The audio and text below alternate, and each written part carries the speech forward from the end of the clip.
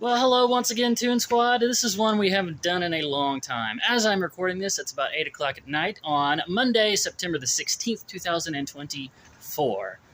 And I'm about to go into the theater and watch a movie and do my first impressions, reaction kind of review to the movie. Last time I did this was, I believe, way back in 2022 for the movie Bullet Train. And that one left me so sour and just fed up with all the preachy wokeness that I completely swore off of movie theaters and made a New Year's resolution and didn't go back into a theater for a full year. This year, I did, I think I went to see Ghostbusters, and I kind of regretted. But anyway, for my grand reintroduction to doing these movie reviews, on that note, this is the one I'm going in to see. Matt Walsh's Am I Racist? Not only is this a departure from wokeness and a slap in the face to all the weird political virtue signaling of the weirdness, this is kind of exposing it for the stupidness that it is. Yeah, we're back in movie theaters, guys. This was the movie that brought me back out to them. And we're going to go in and see it and get my reaction. All right, that's enough talking. That is enough talking. Let's do it. Going in with a grapefruit bubbly. Whoop, whoop. Theater number 4. Of course.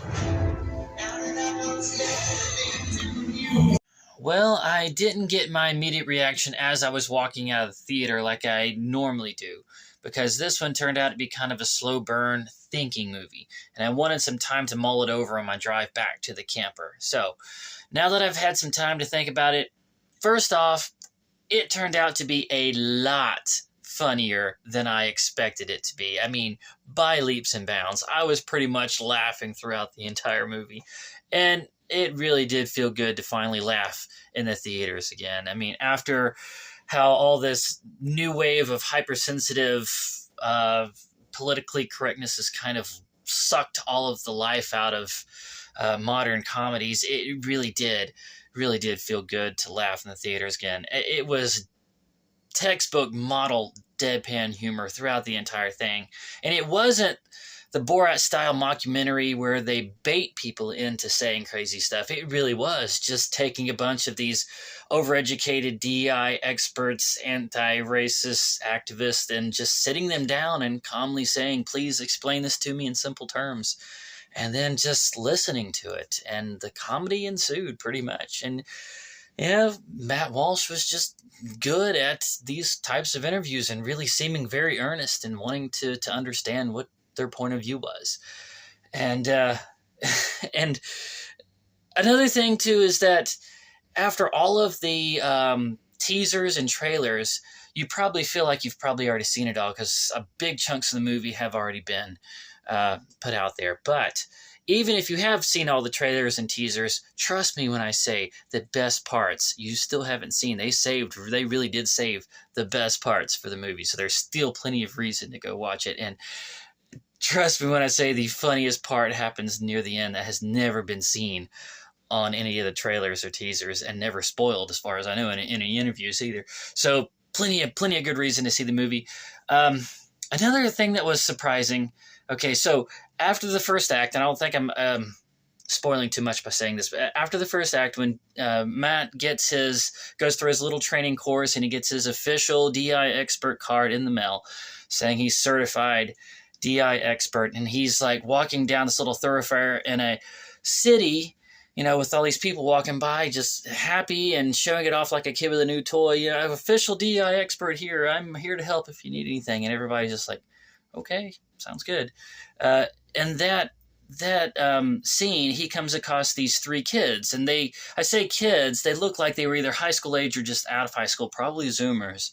And one of them, this kid in this gray hoodie, ends up having the best lines of the movie, the smartest lines of the movie. I mean, this kid pretty much right there at the beginning said the whole point of the movie.